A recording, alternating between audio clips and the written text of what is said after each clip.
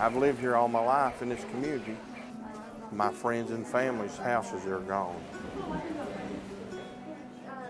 And every family that's in here that I've talked to lost everything. Not most things, everything. Scared to death, like you're gonna get sucked up. You're watching a house go. These people deserve our help because they're the heart and soul of Kentucky.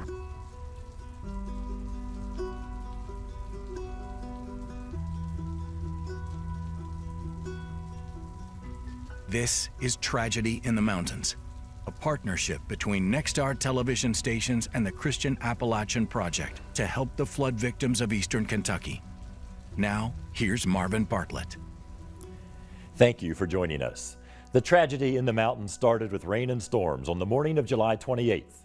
When the sun rose, an entire region was soaking in a historic flood. 13 counties across southeastern Kentucky dealt with some type of flooding. At least 37 people are confirmed dead.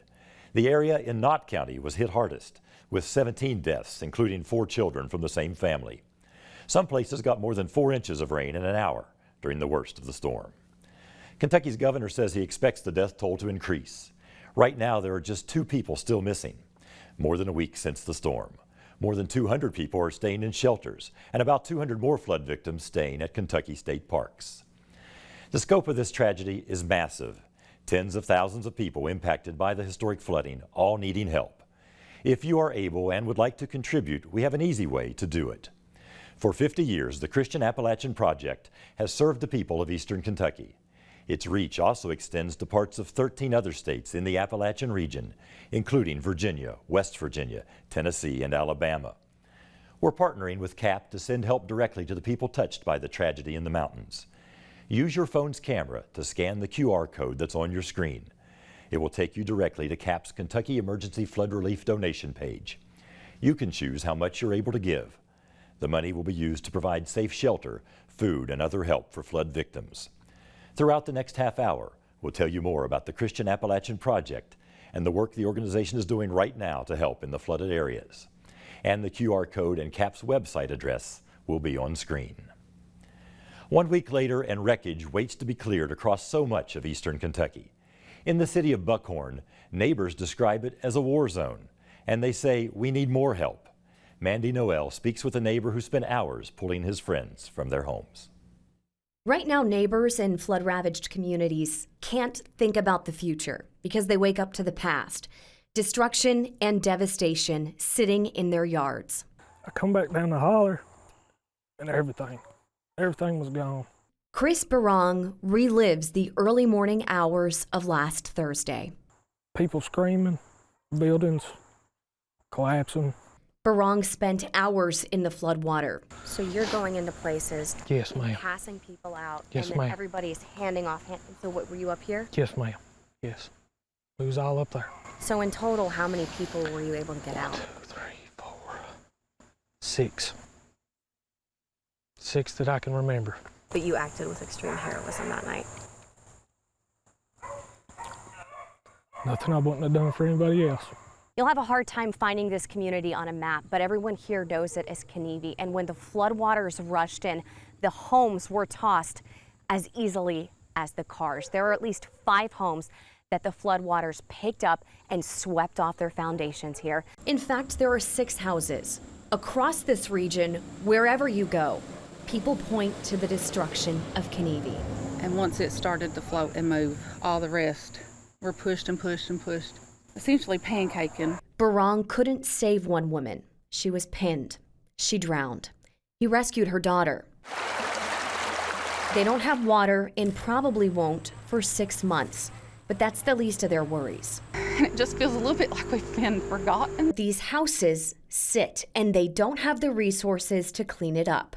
Here, Governor, what we need the heavy equipment here. Show up for us. Barong and Heather Collins want to make sure all the people helping know they're grateful. I don't want to downplay how much they've helped to bring water and bring food, but Everybody's tired and wore out. It's been a week now. We need these homes taken care of, and none of us have the financial means to go rent heavy equipment. Across the mountain, Buckhorn School will not open its doors to students next week as planned. The doors are gone. This is people's houses from up Squabble Creek. It's in no shape to open. Makes you want to cry. I don't know. Thursday was really hard. It's gotten a little better every day, but you still have moments and you just break down and bawl. Buckhorn School Principal Tim Hooten walked us through the halls. But it was pretty much underwater. Debris broke through the doors and windows and flooded the school. Inside, mud is several inches thick. We have several students that's been displaced. Everything is broken and flipped over, covered in mud. We're looking at a few months, several months. We're going to be back. Buckhorn strong and Wildcat proud. Some of his students live over in Kenevi. The outlook there isn't as optimistic. I talked to FEMA today. That was not a situation that I left feeling any better. They've been told by agents there won't be much help. You'll have an inspector come out. He's going to tell you that you can't have anything. And then you'll have to appeal it. And then you're going to get a little check. And then you're going to have to appeal that. We are at a loss. There is nothing else we can do unless we get some real help. In Perry County, Mandy Noel. The beautiful mountainous region across southeastern Kentucky, unfortunately, sets up for perfect flooding conditions. Kentucky state geologist says the area's steep mountains and low valleys naturally create an area prone to flooding. And he says data showing Kentucky getting wetter and warmer means events like this could happen more often. We're getting and expecting more and more of these larger storms, and the landscape of eastern Kentucky and Appalachia that on one hand could be so beautiful and attractive to people can also be really dangerous. The geologist says as the intensity and frequency of storms increase across eastern Kentucky, the floodplain increases as well. More than 1,000 people had to be rescued from the flooding, often from the rooftops. Georgia Ree Godfrey shows how a Kentucky Air National Guard Special Tactics team hoisted people from danger. This guy's been in the water for a long time. Eastern Kentuckians found themselves trapped on their roofs and hanging onto trees for dear life after flash flooding filled homes and swept others from their foundations. 645-880, we got this guy. Do you want us to land there and put him down or take him somewhere? I'd say take him to the hospital if you can. A rescue mission. Clear to come up some. Airmen from the Kentucky Air National Guard's 123rd Special Tactics Squadron wasted no time to take on. She's oscillating pretty good. I had her at 40 feet. You're good for a right turn there, clear out of there. The team of 23 special operators used helicopters and boats to bring people out of the flood waters. And U.S. military search and rescue K-9 Cali to help airmen access hard-to-reach locations quicker. The airmen were in the air within 2 hours of being notified of the task at hand. Hey, Spoo, be careful, that guy's got a busted shoulder, just be gentle. Spending the weekend rescuing more than 40 people and 2 dogs. And one dog hanging out underneath the aircraft. The rescue mission was a joint effort involving Army National Guard troops from Tennessee and West Virginia.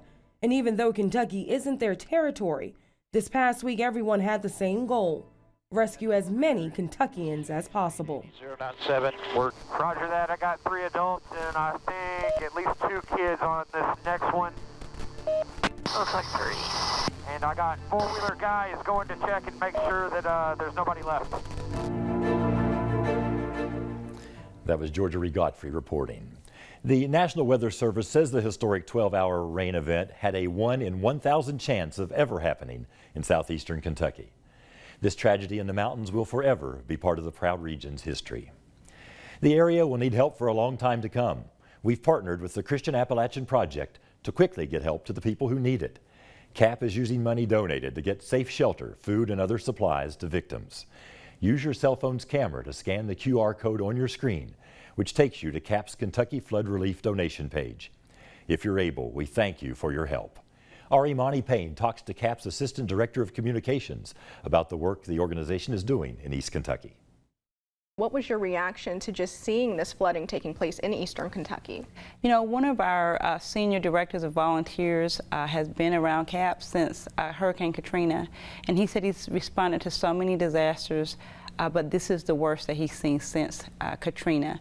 And that was really the start of our disaster relief program. And so seeing people just devastated, losing all of their belongings, losing their homes, and sometimes even loss of life. It just is heartbreaking, and I think all of us want to come alongside them and just love on them and let them know that Kentucky stands behind them.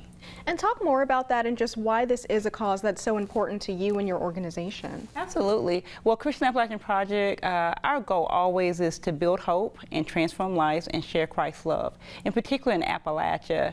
And so a lot of times it just means coming alongside people, giving them hope that tomorrow could be brighter than their darkest moment.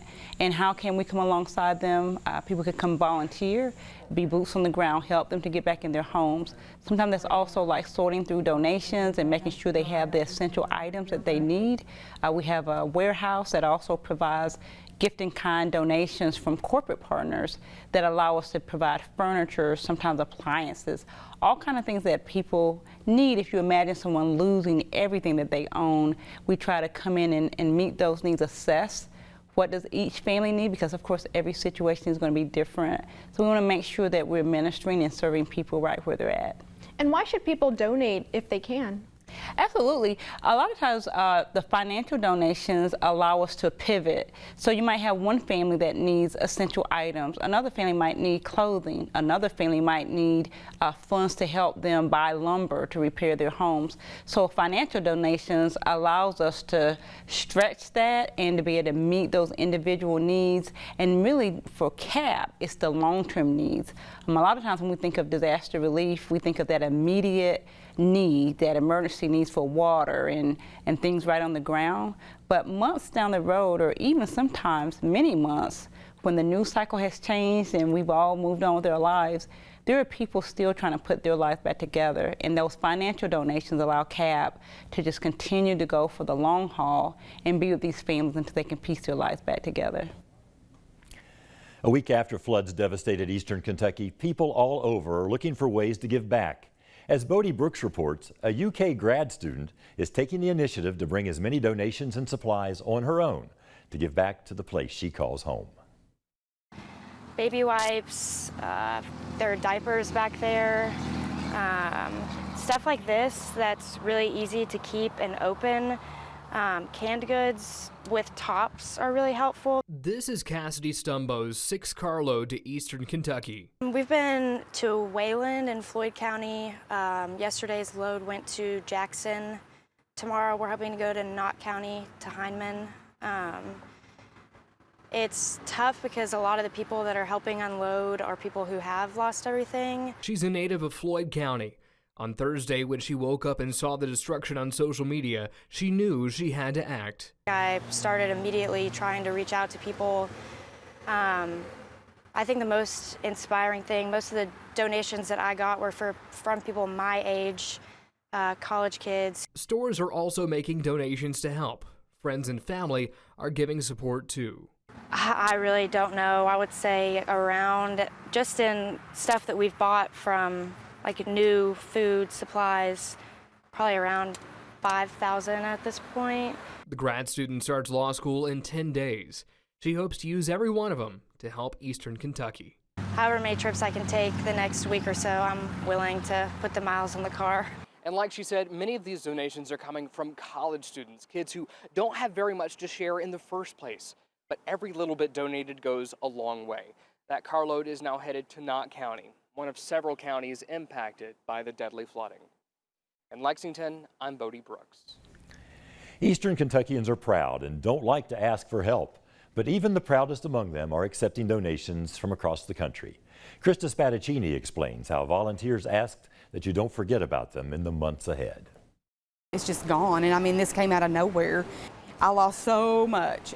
Part of my neighbor's house is sitting in my backyard right now. In eastern Kentucky, thousands are suffering great loss. We have some kids that went to high school here at Buckhorn. They've not found them yet. And, you know, we're just praying that they do. But it's just a lot. Prayers pouring in from around the world. And as the floodwaters pushed long-lasting pain onto people of Appalachia, are prayers powerful enough? Whether it's prayers, whether it's writing a check, whether it's sitting in a moment offering silent support, you're doing something, and that's all that matters. Father Jim Sitchko says on the other side of this tragedy is healing, but the end is not near. Come December, we still might not have running water, and that's Christmas time, and we're going to have a lot of kids that will need a Christmas, and hopefully, they will have a home by then. Donations dropped off by the dozen are coming in from around the world. This is from people saying, I want to help. I want to do something. And if this is the least I can do, that's fantastic. People in eastern Kentucky have literally lost everything, so we want to show you from garages like this how far your donations can go. Everything besides clothes. We need food. Not canned food, food. Because as soon as we get that, it goes right back out the door. Traveling to locations like Log Gym in Buckhorn, many sites are stocked with donations, so you can come and pick up whatever you need. Here in Appalachia, we're a proud people. It's hard for people to ask for help even if they need it. It was hard for me to ask for help. Tiffany Miller is the unspoken organizer. She says there's an urgent need for brooms, batteries, and sanitary supplies. Instead of used clothes, give gift certificates so those who have lost everything have a chance to buy something new just for them. But remember, this is just the beginning, and Miller begs that as you move on in the weeks and months ahead, we will not be back to where we were before. Don't forget about your friends in rural Kentucky. We'll be getting there, but it's just going to be a long road. I'm Chief Meteorologist Chris Johnson. Imagine the irony. A man who spends hours after hours chasing Kentucky storms and reporting on those storms now finds himself in the middle of it all. Chris Hall is no stranger to weather and its power, but this storm hit home, literally. On any given day, Chris Hall loves the weather. He's the man behind 606 Storm Chasing, a group that keeps folks in the mountains up to date on weather-related events and storms. But on the morning of July 28th, he found himself hours away from his own home on the Tennessee-North Carolina state line and trying desperately to get back to Perry County. I started driving, and I mean, I was flying. I'm not even gonna lie, I was flying back. And I was making phone calls asking if it was really that bad. If it was really that bad, you know. It was bad. Every first responder I talked to said it was bad. They needed all the help that they can get. We have Chris Hall on the phone right now from 606 Storm Chasing. We spoke to Chris live on the air that morning as he was driving back when everything was unfolding. You could hear the desperation and despair in his voice. There's not a good report to report right now. The reports of people stuck on their hoods, underwater. Houses are reported as gone. He, along with so many others, didn't know what they would find when the rain stopped. I come back from nearly North Carolina trying to get back just to see if I even still had a house or a family to come home to. This is his home now. He's staying in a pop-up camper near the emergency distribution site on the Breathitt-Perry County line, pitching in to help all of those who called out for help that fateful night. It was just all social media. Get on social media saying that people screaming for help. What little service they had, they tried to get out and get the word, we need help, or these people are stranded, they need help. People in cars, sitting on cars, need help. He's not sure how long this camper will be home, but he knows his temporary situation won't stop him from helping others. Go back out again here in a minute and go Lowe's. I think Viper Fire Department or Vico Fire Department needs chainsaws. Chris's story is like so many others in these hills. When faced with daunting and almost unbelievable situations, they rise to the occasion. There is no time for pity when there are others in need. It's a community that binds them to one another and gives them strength. His own home, like thousands of others, sits with a foot of mud in it. No electricity, but even so, he's grateful. Outreach was amazing. You know, all the meteorologists retweeting stuff or sharing things, just getting the word out there that we truly needed help. That was the breach of it, you know. At this point, it might be weeks, even months before Chris is back in his home. But this 606 storm chaser is still on his feet in the community he loves, resilient and ready to go to battle with his neighbors. Now, there is one uplifting note about Chris's story. His beloved dog that had been missing since the storm found his way back home Thursday. In the midst of a tragedy like this, sports take a back seat. The Breathitt County High School football team had to put practice on pause, but they hope to be ready for week 1 of the season. Michael Epps shows us how other local schools have helped get their football operations up and running again. A tragedy in the mountains. something that you could not fathom and something that you only see in movies. The flash flooding last week in eastern Kentucky rocked these communities harder than these people could have imagined. Dozens dead and others still unaccounted for. It's just, it's a somber time, and your heart breaks. This time of the year, the pylons at high school football fields should be in the end zones at practice. At Breathitt County, they washed away to the creekside, lying beneath the mud line left on the leaves and the trees. It's something like I've never seen before or can even get my head around. Breathitt County head coach Kyle Moore watched as 6 feet of water flooded his football field and, more importantly, his community. You'll need us to relay some people back to Hazard for you? He, like everyone else, was trapped for hours, if not days, before the water receded enough to get in the town. It just started coming down, and it just didn't stop, and it just came up so fast and kind of caught everybody off guard. And one minute everybody's okay, and the next minute it's the creeks and rivers are out of control and people are getting flooded. His first trip back to the stadium was a tough one, seeing the locker room destroyed. Covered in mud, lockers broken, equipment ruined, trophies tarnished, soda machines turned on their side. The water rose up to the state championship pictures feet above the ground. Got flooded, and the worst part is the mud. Think about the old sports cliche, get muddy, get that uniform dirty. It's not supposed to happen this way. While these guys tended to their homes and communities, they got some help with the football side of things. Coach Doug Charles and the Lexington Christian football program stepped in, taking the trip down to Jackson to pick up all that equipment, cleaned it, and got it ready for the Breathitt County fellas to get back to practice. Then the team worked out an agreement with Eastern Kentucky University to stay at the dorms for a few nights, be fed on campus, and get back to practice at Madison Central's field. Mad Central's coach is Mike Holcomb, who coached Breathitt County for 2 decades and coached Evan Moore. I know we're not going to be taking it easy on them. We're going to be practicing pretty hard, but it's going to be a long process, but we're going to be okay. In Breathitt County, I'm Michael Epps. Right now, the Christian Appalachian Project is helping Eastern Kentucky flood victims one house at a time. CAP is working out of a command center in Floyd County with a region of need right outside its doors. What we're seeing here is so widespread, and in our own backyard, our primary and secondary service areas in Eastern Kentucky, that I think the depth and breadth of it makes it seem somewhat overwhelming. Volunteers sign in at the Christian Appalachian Project's Foley Mission Center in Martin, Kentucky. They're signing up for the biggest job this area's ever seen. We're seeing a lot of families needing some cleaning supplies to assist with cleaning their homes back up, and just some basic necessities of like shampoo and soap, and we're providing hygiene bags for them that has a washcloth in it, as well as dental hygiene. Volunteers going door to door after being taught how to document the damage. There's so much damage. About 3:30, sounded like somebody's trying to break in our house. It was like, what's going on? Floyd County resident Jonathan Mullins thinks back to his family's unexpected wake-up call. So we got up, look out the window, and it was the waves from the flood hitting our house. So many of the homes that we're assessing will not be capable of being repaired, and that's just a fact of life. So the first thing we have to do is say where we can make a difference by helping to restore a home. Which ones do we start with?